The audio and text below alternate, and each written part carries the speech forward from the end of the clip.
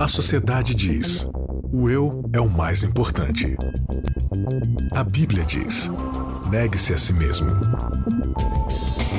O mundo incentiva: siga seus desejos. Jesus convida: siga-me. A cultura diz: pense igual, seja igual, conforme-se. O cristianismo diz: não se conforme com os pensamentos deste século. Contra a cultura, o Evangelho clama pelo diferente. Começando mais um Contra a Cultura, episódio de número 12 dessa nossa série de 14 episódios, Jó e a Vida no Olho do Furacão. Ele está aqui com a gente. Aliás, eu quase nunca me apresento, né? Uma reclamação aí que eu tive de alguns ouvintes. Eu esqueço. Meu nome é Bianca Oliveira, viu? Prazer. Gente, com vocês, Bianca Oliveira, apresentadora, cantora, instrumentista. Que gracinha. Que gracinha, Nayeli. Bracina do Karnal. Já que e da falou... Bíblia também. Amém. É a Bíblia Pastor também. Charles, É a muito Bíblia. obrigada, viu, Nayeli Leite? Seja Nada. Saibam bem-vinda. todos. Charles Siqueira, tudo bem? Tudo bem, tudo legal. Isaac Rezende. Tudo bom, eu não tenho nada interessante pra falar não, porque minha máscara caiu. Nossa senhora. Aliás, é o Isaac, de uma maneira sempre criativa, colocando o nosso título do episódio. A máscara caiu e a gente vai entender por quê. Que máscara é essa? Caiu por quê? Que é isso, né? É engraçado o Isaac falar isso, que a máscara dele já caiu faz tempo, não E a gente foi já hoje. sacou isso, sacou né? Faz hora. Mas talvez, só talvez, o ouvinte ainda tenha alguma esperança de que eu tenho um bom caráter. Entendi. Mas a minha máscara não caiu pra ele ainda, né? Vamos ver. Então vamos lá. Eu tenho esperança que na perspectiva de Deus você tem, viu, Isaac? Na perspectiva de Deus, né? E o nosso verso de reflexão pro start do nosso estúdio de hoje? Ok, Isaías 53:4, que diz: certamente, ele tomou sobre si as nossas enfermidades e as nossas dores levou sobre si, e nós o reputávamos por aflito, ferido de Deus e oprimido. O que o nosso guia de estudo abordou essa semana? Bom, nosso guia de estudos apresenta o Redentor de Jó, o tão esperado Redentor, que é também o nosso Redentor, hoje. Através do envio de seu filho, retirou de nós a possibilidade de afirmarmos que ele não nos entende, porque não calçou nossas sandálias. E a morte de seu filho veio também calar dúvidas sobre seu caráter, na maior demonstração de sua essência, o amor. A cruz também desmascara Satanás e toda sua maldade. Como é que Deus, de fato, né, já que a Nayeli citou aí o Redentor, que Jesus foi Redentor de Jó e também é o nosso Redentor, e aí há também a ideia de que Jó, né, nesse contexto de redenção aí, sabia, tinha esperança da segunda volta de Cristo, já sabia do Messias. Há uma informação aí que a gente vai comentar daqui a pouquinho. Segunda vinda. A segunda vinda, né? Como Deus, de fato, foi redentor na história de Jó? Foi uma redenção de vinda? Como é que foi isso? É uma dúvida, inclusive, que eu tenho. Que redentor, Jesus, que tipo de redentor Deus foi na história de Jó, Isaac? Então, especificamente na história de Jó, do que Jó precisava de redenção? Qual era o grande problema de Jó ali, né? Ele estava sendo acusado de algo que ele não era, ele estava sendo difamado no seu caráter, o pessoal estava falando que ele era inimigo de Deus, ele estava pecando contra Deus, ele estava distante de Deus, e ele estava precisando de alguém que viesse para restaurar, resgatar o caráter dele, desfazer as acusações que estavam feitas contra ele. Então, nesse sentido, Jó precisava de um resgatador, de um redentor, alguém que o redimiria das acusações que estão sendo feitas. Se ele tinha ou não uma visão de que existia realmente o Messias e que alguém que viria para salvá-lo do pecado e tal, o texto ele não é tão claro, ele não é tão incisivo nisso, né? A gente fica muita margem para Em episódios passados, né? até a gente falou que a esperança de Jó não era no Messias, a esperança de Jó era que Deus se revelasse a ele, e de fato se revelou. Até mesmo porque a compreensão dessas verdades, elas são progressivas, né? E a gente tá falando aqui de um tempo bastante longínquo, em que essas verdades, elas eram muito embrionárias, incipientes. De um Jó que não fazia parte nem da linhagem patriarcal de Israel, né? Que tinha a revelação mais específica de Deus. Então também tem essa, né? Ele não estava ali acompanhando os escritos de Moisés e tal. E é interessante a palavra que ele usa ali no contexto de Jó, a palavra para resgatador, para redentor, que ela vem de uma cultura cultura, né? Onde havia os resgates. Quando uma pessoa, por exemplo, entrava numa dívida, um parente mais próximo tinha a obrigação, tinha a responsabilidade de ir lá e resgatar, socorrer, ajudar a pessoa que estava naquele aperto financeiro. Dentro de um contexto de família também, quando uma mulher ficava viúva, o cunhado, né? A pessoa mais próxima, ia lá, se casava com ela, era o resgatador para dar continuidade à descendência da família. Qual é o termo? O termo Goel? É Goel. Goel. Goel. Isso, é o termo que Goel. falou. Goel. Que ele é usado na história de Ruth, né? Na história de Ruth, exatamente. Ruth, inclusive, acho que é esse caso que você comentou. Tem um lance de redenção também na história de Ruth? Totalmente, né? Tipo, a história de Ruth é sobre redenção. É a história de uma mulher que ela se casou com o filho de uma senhora. E aí, esse filho morreu e ela não tinha mais alguém pra ampará-la, né? E a lei dizia que ela tinha que ser amparada, mas não tinha mais irmãos pra se casarem com ela. Então ela tava, assim, entregue à sarjeta. Abandonada. A mulher não tinha meio que o direito à herança da família, né? Então as posses, as terras ali, tipo, ia tudo ser arrendado e passado por um parente mais próximo. E ela ia ficar desamparada. Qual era a esperança dela? De que alguém iria redimir as coisas que eram do esposo dela e da família do esposo dela. Só que para isso tinha que ser um parente mais próximo. Então ela precisava de um Goel, de um redentor, de um resgatador. Que a gente acaba vendo que é Boaz, né? Boaz acaba sendo o resgatador de Ruth. Não é à toa que Boaz faz parte da linhagem do resgatador que viria em Cristo, né? Olha aí. Então, redenção ou redentor não tem a ver com volta de Jesus, né? Ou com Messias. Ou com Messias. Eu acho que isso me deixa mais... Não tem a ver, assim, não é no sentido de, tipo assim, não se resume a isso. Ah, sim, ok. Está sendo Perfeito, construído perfeito. um processo, Eu né? acho que essa é a questão, não se resume a isso. Eu acho que, assim, não tem que ver dentro daquela cultura, né? Daquele Sim, contexto. Ok. Mas à medida que o conhecimento e essa revelação da verdade, ela vai progredindo nas linhas e entrelinhas da Bíblia, essa metáfora, ela vai sendo aplicada ao Messias e também a segunda vinda de Jesus como o clímax da redenção. Então é uma linguagem que naquela cultura representava isso que a gente acabou de explicar. E que mostrava que Jó tinha algum tipo de esperança. Esperança de uma redenção, esperança de sair daquele sofrimento e esperança principalmente de ter aquelas acusações banidas, aquelas acusações Seu que foram caráter feitas a ele. restituído, vindicado. Exatamente, exatamente. Naquele contexto imediato, significava isso. Mas numa visão mais ampla, mais panorâmica da Bíblia, esse contexto imediato, microcontexto, ele vai ser aplicado, inserido num macrocontexto, que é o contexto da redenção, do Messias, da segunda vinda de Jesus também. Eu falar que Jó tinha esperança de que depois que ele morresse, apesar de perder tudo, Cristo ia voltar, ia salvá-lo e levá-lo pro céu, é eu tirar o texto do seu propósito, né? Eu enfraquecer o texto. E colocar Jó aqui do nosso lado, né? E ele não tá aqui do nosso lado, né? Ele está. viveu em outro tempo, em outra cultura, em outra realidade. Então é importante a gente deixar isso claro para quem tá ouvindo a gente. E é muito legal também, né? A gente se desafia a estudar mais o texto e a conhecer a maneira como ele foi utilizado.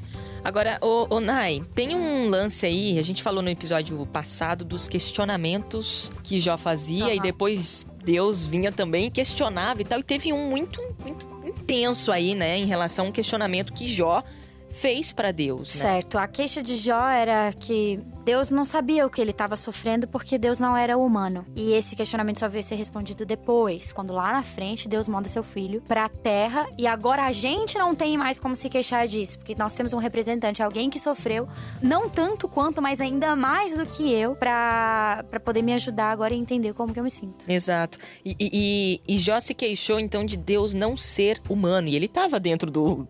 até, entre aspas, dentro de uma justificativa, porque Deus Jesus não tinha vindo ainda, né? Não era um negócio assim, né? Improvável, né? De acontecer. E aí, como é que foi esse questionamento que Deus respondeu? Acho que tem uma citação aí, né? Uma citação interessante, né? No livro de Jó, no capítulo 10, no verso 4... ela é bem incisiva, inclusive, porque Jó diz assim: tens tu olhos de carne? Acaso vês tu como vê o homem? Então, assim, no meio de tantos questionamentos que Jó faz a Deus, um dos questionamentos mais destacados é esse questionamento: o senhor sente como eu sinto? O senhor passou por isso que eu tô passando? O senhor sabe o que eu tô vivendo? Tá difícil, hein? Tá difícil, é. Isso aqui. Pra você, né, ou pro senhor aí é fácil, o senhor é Deus, né? Mas olha pra gente aqui, olha como não é fácil a situação que a gente tá passando aqui, né? E é interessante como essa resposta de Deus, ela não acontece no momento, mas quando a gente vai avançando nas páginas da Bíblia, a gente vai vendo que Deus, ele dá ao homem essa resposta através do personagem Jesus, através do seu filho Jesus, né? Inclusive, depois essa pergunta acaba se voltando pro próprio Jó, né?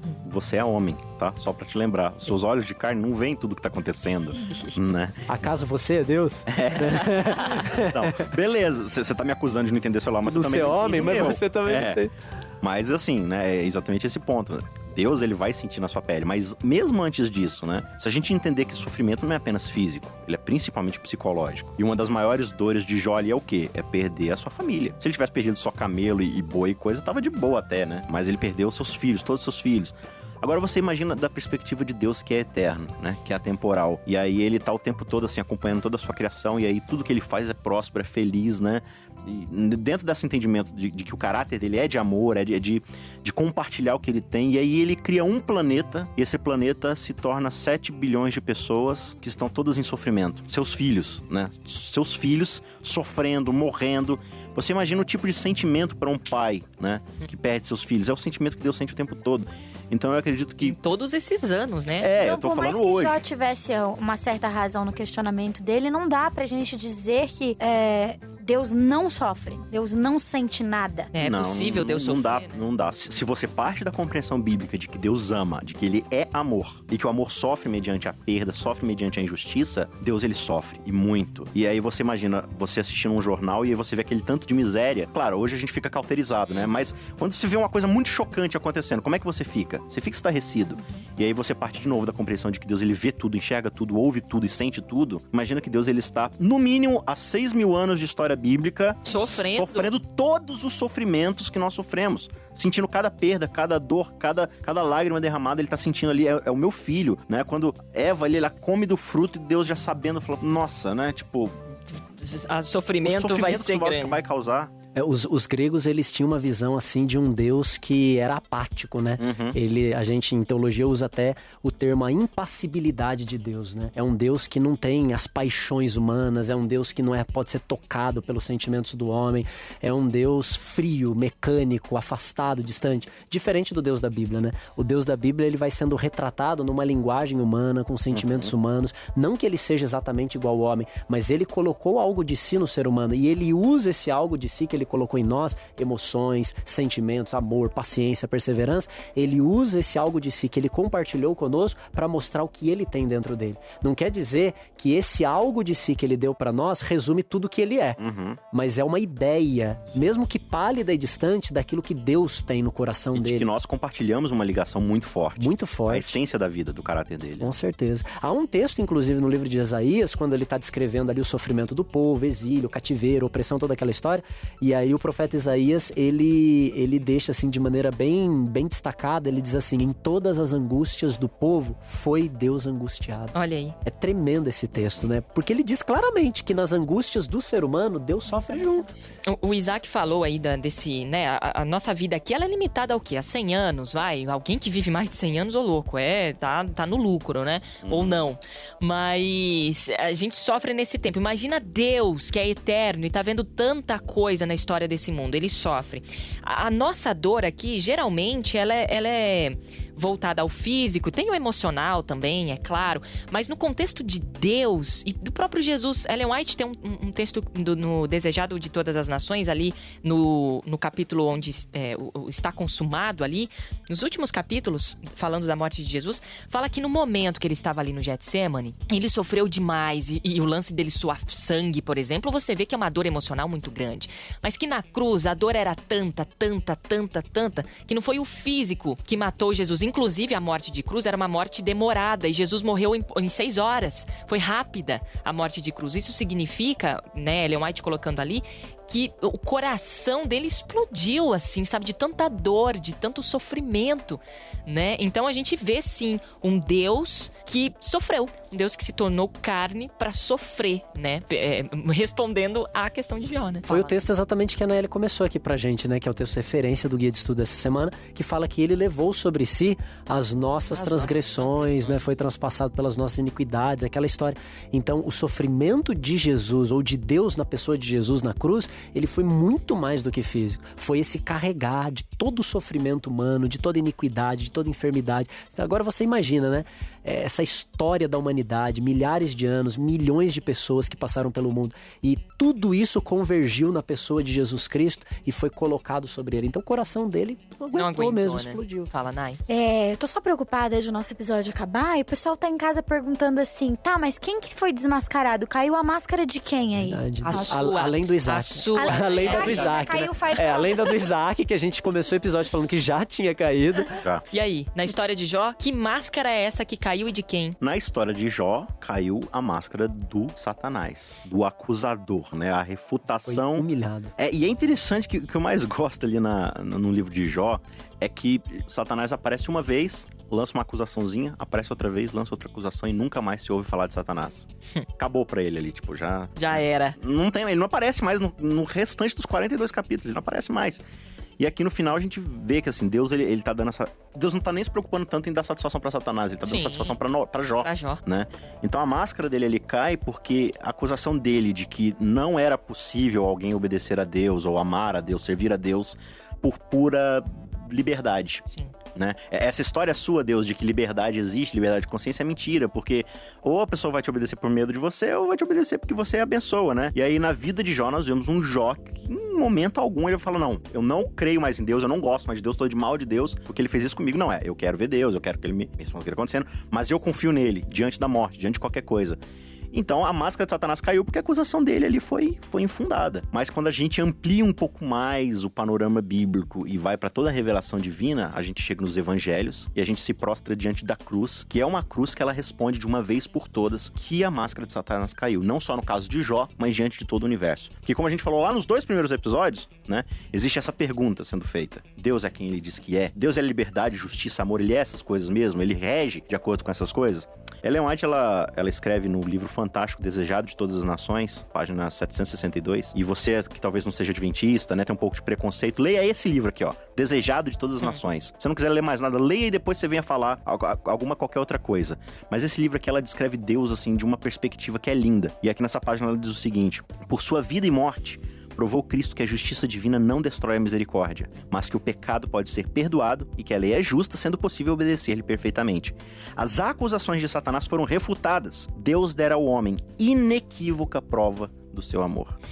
Aqui o Grande Conflito ainda fala um pedacinho no final só, pra gente concluir esse pensamento do Isaac, também da mesma autora. Enquanto Lúcifer abrira a porta para o pecado por seu desejo de honras e supremacia, Cristo, a fim de destruir o pecado, se humilhar e se fizer obediente até a morte. Que diferença no caráter dos dois, né? E fica tudo provado na cruz. E você percebe nessa citação daí que a Anaeli leu, de novo aquela ideia dos 2 planos de vida. O jeito de Deus pro ser humano viver, qual que é? Altruísmo, entrega, se doar, né? Aí pra provar que esse é o jeito melhor, ele faz isso. Ó, eu vou mostrar como é que o meu modelo funciona. Eu morro por vocês. Satanás, qual que é o modelo de Satanás? Usa sua força pra você conseguir o que você quer, o que seus olhos quiserem. Totalmente egoísta. Seja egoísta, orgulhoso e tal. E Satanás vive o tempo todo desse jeito. E como é que ele prova isso? Matando Cristo. Mostrando né? que o modelo dele não funciona. Só que aí o título dele, o tipo dele ali, a acusação dele sai pela culatra. O modelo de vida dele sai pela culatra. Porque na cruz o universo inteiro testemunha uma coisa: o jeito de Deus viver é melhor. Ele estava certo, olha o que Satanás provocou. E ali todo mundo chega a essa conclusão: Satanás estava usando uma máscara, a acusação dele era infundada. E ainda, né, dentro desses comentários quero compartilhar mais um aqui, que eu acho que é sensacional, né? Ela diz o seguinte: os anjos atribuem honra e glória a Cristo, pois mesmo eles, a gente tá falando de seres celestiais perfeitos e que nunca pecaram, mesmo eles não estariam seguros, exceto ao olhar para o sacrifício do Filho de Deus. É através do poder da cruz que os anjos do céu serão preservados de apostasia. Aí a gente fala aqui, né? Não, mas como assim os anjos se apostatarem? Não aconteceu? No começo do grande conflito, eles se apostataram, né? Mesmo os anjos que ficaram não estariam livres da apostasia se não fosse pela cruz. Sem a cruz, não estaríamos mais seguros contra o mal do que estavam os anjos antes da queda de Satanás. Então, na cruz, o mal, ele alcança seu cume, seu pico. E fica claro pro universo o que o mal é capaz de causar. Ele é capaz de causar a morte daquele que é o ser mais supremo em termos de amor, de justiça, de bondade, né? Então ali não só a humanidade percebe o que aconteceu, mas os anjos percebem o que aconteceu e o universo inteiro percebe o que aconteceu. E a redenção mais uma vez aí, agora num momento de amplitude também. Como diz uma música, se você me permite, eu não vou cantar, tá, Anaeli? Eu gostaria que cantasse. Não. Só uma frase. Acho que só uma frase recitada já fica bem pra não assustar os nossos ouvintes aqui. Mas a cruz é o centro da história. Ela é vergonha, mas também é glória. Então você vê que a cruz, ela tem esse poder bidimensional. Porque ao mesmo tempo que ela desmascara as acusações de Satanás, ou seja, ela é um recado pro inferno, ela também exalta a aquilo que existe de mais lindo em Deus, que é o seu caráter, o seu amor, sua misericórdia, sua bondade, seu altruísmo. Então ela manda um recado para Satanás e ela manda um recado para o universo todo acerca de quem Deus é. Então a cruz tem esse poder, né, de ser essa resposta para todos os lados, né? E olha que interessante, a cruz, ela não se resume a um Deus se dando pelo preço do pecado. Não se resume a isso. Não é só que a expiação de falar, alguém tem que morrer, então vai ter que ser Deus. Por quê? Porque Cristo, ele não só está redimindo todo mundo ali e mostrando que ele estava certo, mas ele está deixando um exemplo de que nós só encontraremos salvação diante da entrega total do nosso eu, diante da abnegação do nosso próprio eu, diante de viver por ele em vez de viver para nós mesmos. Como eu faço isso, Senhor? Como eu alcanço a salvação? Olha a cruz. É eu morrendo por você, para você... E Paulo fala isso, acho que em Coríntios, né? Ele morreu para que aqueles que vivem já não vivam mais por eles, mas por aqueles que por ele morreu e ressuscitou. A cruz, ela acho que não é só bidimensional, né? Ela é polidimensional, porque a cruz você extrai tanta coisa. Então, respondendo aquela pergunta da lição anterior, como é que a gente conhece Deus de verdade? Cruz. A cruz revela tudo que você precisa saber sobre Deus. Olha aí. E nós, já que até o nosso guia de estudo aqui tem o título O Redentor de Jó, e nosso título aqui do Contra a Cultura, A Máscara Caiu, né? Que é a máscara de Satanás, como a gente revelou agora. E nós estamos dispostos a sermos redimidos? Será que a gente está entendendo isso? Será que a gente está olhando para a cruz? Né? Será que a gente... Porque é uma decisão, né? A gente quer, sim, né? Aceitar. Ai, que bonito. Na maior parte do tempo a gente quer só de palavras. É, isso aí. A vontade, assim, até existe e tal, mas parece que dar o primeiro passo é difícil, né? Que é o que a gente sempre fala... Que a gente já falou várias vezes em outros episódios. Quando você olha para Jó... Ele era, apesar de tudo que ele estava vivendo, ele era totalmente entregue nas mãos de Deus. Era só assim. Não tem outro jeito, eu preciso de intimidade, eu preciso de buscar, eu preciso de Deus, senão não tem outro jeito. E é interessante também isso que o Isaac havia comentado aqui inicialmente, né? Um pouquinho antes, porque a cruz, ela... A primeira coisa que a cruz, ela aponta ou ela condena é a minha tentativa de salvar por mim mesmo, ou de me salvar por mim mesmo. Então, o primeiro lance da cruz é mostrar que eu não consigo. Ele veio fazer por mim o que eu não sou capaz de fazer. Então, a vindicação do caráter de Deus não é uma obra minha, não começa comigo, começa com aquilo que Cristo fez por mim. Ele veio para mostrar que Deus é justo, Deus é misericordioso, Deus é salvador. A cruz, ela tem, em primeira instância, um papel substitutivo. Eu deveria estar lá, mas ele assumiu o meu lugar. Só que a cruz não para por aí. Aí vem as outras dimensões da cruz, e uma delas é que a cruz me convida agora também para morrer. Morrer pro meu eu e me entregar, entregar tudo que eu sou, tudo que eu tenho para servir, para ajudar as outras pessoas. E aí que vem essa questão, né? Será que eu estou disposto a isso? E Jesus tem um episódio interessante lá em Evangelho de Lucas, no capítulo 14, que ele vira para os discípulos e ele diz, né? Se alguém quiser vir após mim, tome a sua cruz e me siga. E siga-me, né? E aí ele fala, aborrece pai, aborrece mãe, aborrece filho e aborrece a sua própria vida. Tome a sua cruz e siga-me. Ou seja, o caminho do discipulado, o caminho de seguir a Jesus também é um caminho que nos leva para a cruz. Então não é apenas Jesus que morreu na cruz. Tá bom, ele morreu na cruz por mim, mas agora ele me convida. Venha e morra. Morra junto comigo, para que eu possa viver em você. Porque não dá para salvar quem eu sou. Porque o propósito justamente da cruz é me salvar de quem eu sou. O pecado não é o que eu faço. O pecado é quem eu sou. Como eu me porto. Eu não peco, eu sou pecado. Exatamente. Então a cruz, ela vem. Cristo, ele morre dessa forma para mostrar que eu preciso ser salvo de quem eu sou. E o eu não pode continuar vivendo. Ele precisa morrer em Cristo. A máscara caiu, minha gente. E aí a gente segue aqui o Contra a Cultura, faltando aí 2 episódios ainda pra gente fechar essa nossa série Jó no Olho do Furacão. Tem sido, assim, um grande aprendizado. A gente aqui mesmo... Poxa, a gente comenta, né, no final dos episódios ou em off aqui, quando a gente tá trabalhando. Poxa vida, quantos aprendizados nós estamos tendo, né? Então é um prazer pra gente estar aqui discutindo, conversando sobre essa figura maravilhosa de Jesus e também sobre os personagens bíblicos que se relacionaram tão intimamente com ele. Realmente, a gente tá ganhando muito aqui. Você aí do outro lado também interagindo aí com a gente, tudo, a gente agradece demais o seu carinho. Final de mais um episódio, mas na semana que vem tem mais. Charles Siqueira, muito obrigada. Até semana que vem ou até a próxima aqui no Contra a Cultura. Até a próxima, valeu, muito bom estar com vocês aqui de novo. Nayeli Leite, você não foge, tá? Você sempre está aqui com a gente. Tô sempre na tentativa. Deus me traz de volta como uma ovelha desgarrada. Jamais passará. Valeu, até semana que vem. Até, gente. Isaac, valeu, até semana que vem. Valeu, gente. Obrigada pelo carinho, pela audiência. A gente volta na semana que vem, se Deus assim quiser. Contra a Cultura. O Evangelho clama pelo diferente.